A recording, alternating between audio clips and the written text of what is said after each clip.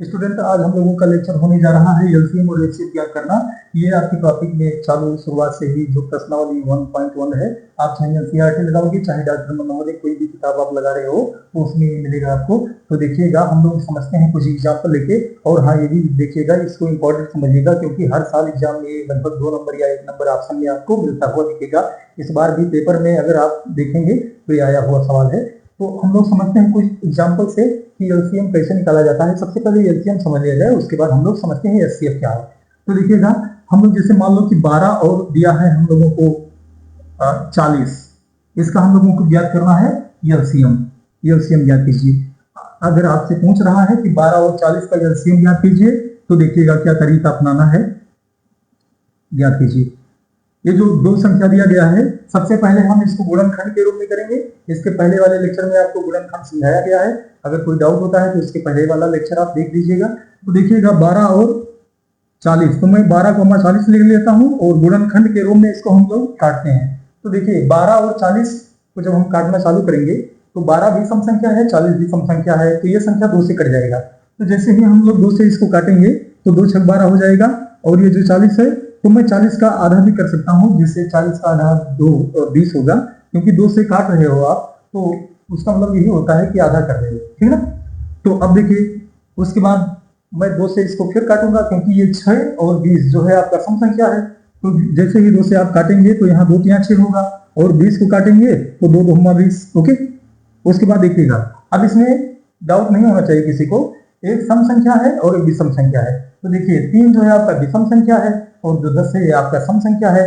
लेकिन सबसे पहले हम टारगेट करेंगे 10 को, क्योंकि ये सम संख्या है तो 2 से अभी कट रहा है, तो हम लोग पहले 2 से इसको काटेंगे। तो देखिएगा 2 से मैं अगर इसको काटूंगा तो 3 नहीं कटेगा, 3 ऐसे छोड़ देना है। उसके बाद 10 में देखिए 2 पंचे 10 हो जाएगा। अब यहाँ देखना 3 और 5 ये अपने आप से कटेंगे। तो 3 को मैं 3 से काटता हूं तो 3 एक 3 और 5 नहीं कटेगा 3 से, तो इसे उतार देना है। उसके बाद ये जो 5 है लास्ट में 5 बच रहा है, इसको 5 से हम लोग काटेंगे क्योंकि 5 जो है ये 5 से ही कटेगा। तो 5 यहाँ पर एक वैसे रहेगा और 5 एक 5। अब ये जो संख्या आपने पूरा काटा, ये जो आपका आ रहा है 2 2 2 3 5, अब इसका हम लोग करेंगे गुणा, मल्टीप्लाई जैसे करेंगे तो इससे हम लोगों को एलसीएम प्राप्त हो जाएगा। तो देखिएगा ये 12 और 40 का जब आपने गुणनखंड किया तो आपको मिला 2 गुणे 2 और गुणे में 2 और गुणे में 3 और गुणे में 5। तो इसको गुणा करने पर आपको टोटल मिल रहा होगा 2 दूनी 4, 4 दूनी 8, 8 त्रिक 24, 24 पंचे, यहाँ ऐसे आप गुणा कर सकते हैं। 24 पंचे कितना होगा देख लीजिए भाई, 5 चौक 20, हासिल में 2 और 5 दूनी 10, 2 12, तो 120। इसका मतलब ये हुआ कि जो 12 और 40 का एलसीएम था वो आपको मिलता हुआ दिख रहा है 120। ओके, तो यही आपका एलसीएम आ गया। तो हम लोग लिख देंगे 12 और 40 का, 12 और 40 का जो एलसीएम है वो आपको मिल गया है 120। तो यही आंसर। देखिए ऑप्शन में अगर आता है तो हम लोग ऑप्शन में वहां पर ऑप्शन दिया रहेगा 60 120 ऐसे करके दिया रहेगा, तो हम 120 पे टिक कर देंगे। अगर आपको लिखित के रूप में करना है तो इस तरह से आप पेपर में कर देंगे। तो इसमें अगर कोई डाउट हुआ है तो आप पूछ लीजिएगा, और अगर इसको बढ़िया समझ में आया है तो एक बार लाइक और कमेंट करिएगा और शेयर भी करिए, और इसी तरह से मोटिवेट करते रहिए ताकि हम लोग आपके सामने और अलग तरह से लेक्चर पेश करें। और देखिएगा, यदि मान लो एक एग्जाम्पल और दिया जाए आपको, एक आपको दिया जाए 20 और 40, इसका पूछा जाए एलसीएम क्या होगा। तो 20 और 40 जैसे ये प्रोसेस हमने किया है सेम वैसा प्रोसेस इसमें भी करेंगे। तो देखना, सबसे पहले हम लोग 20 और 40 को काटेंगे। तो 20, 40 को पहले काट लीजिए, और आप लोग को दिख रहा होगा कि 20 और 40 जो है दोनों सम संख्या है, तो 2 से 1 पहले कट जाएगा। तो जैसे ही 2 से मैं काटूंगा तो 2 2 20 और 20 2 40, और यहाँ देखिए 10 और 20 ये सम संख्या है, ये भी 2 से कट जाएगा। तो 2 पंचे 10 और 2 2 20। अब देखिए 5 और 10, अभी 10 जो है 2 से कट रहा है, तो सबसे पहले हम लोग उसको काटेंगे, उसके बाद और कोई तरीका देखा जाएगा।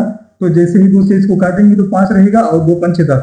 अब देखिए ये दोनों 5 5 आपको मिलता हुआ दिख रहा है, तो 5 और 5 जो है अपने आप से कटेगा, 5 से ही कट जाएगा। तो हम जब 5 से इसको काटेंगे तो 5 गेने 5 और 5 गेने 5, इस तरह से पूरी तरह से आपका कट गया है। अच्छा स्टूडेंट देखिएगा, हम लोग इसको काटना ऐसे चालू करते हैं कि जब ये सम संख्या होता है तो हम इसको सबसे पहले 2 से काटते हैं, क्योंकि तरीका जो है हम लोगों का वो पहले छोटे संख्या से काटना होता है, उसके बाद जब नहीं कटता तो इसके आगे हम लोग संख्या सोचते हैं। तो इसमें कोई कंफ्यूजन नहीं होना चाहिए किसी को। ये जो संख्या आया है हम इसका करेंगे गुणा। तो देखिएगा, जब आपने 20 और 40 को काटा तो 20,40 का एलसीएम ऐसे लिख लीजिए, बराबर में आपको मिलता हुआ दिख रहा होगा 2 गुणे में 2 और गुणे में 2 और गुणे में 5। तो क्योंकि जितना भी संख्या इस साइड में आ रहा है आपका, उन सबका गुणा हो जाता है, तो गुणा करोगे तो वो आपका एलसीएम मिल जाएगा। तो हम लोग देखेंगे 2 दूनी 4, 2 दूनी 8, 8 पंचे 40। तो यहाँ पर आपको मिलता हुआ दिख रहा होगा 40। इसका मतलब 2 एग्जाम्पल के द्वारा हम लोगों ने समझा कि एलसीएम कैसे ज्ञात किया जाता है। हाँ, अगर इससे बड़ा आपको अंक दिया जा रहा है तब भी यही तरीका अपनाना है, सेम प्रोसेस। और लास्ट में हमको यहाँ तक पहुंचना है। जैसे आपने जब 12 और 40 का किया तो काट करके आप यहाँ लास्ट में एक कर लाए, है ना। वैसे मतलब कोई कितना भी बड़ा संख्या दे दे, यही तरीका अपनाना है।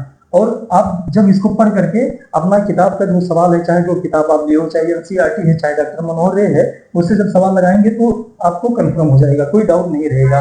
तो इसमें अगर किसी को कोई डाउट हुआ होगा तो पूछ लीजिएगा। इसके आगे हम लोगों के चैप्टर में जो आने वाला है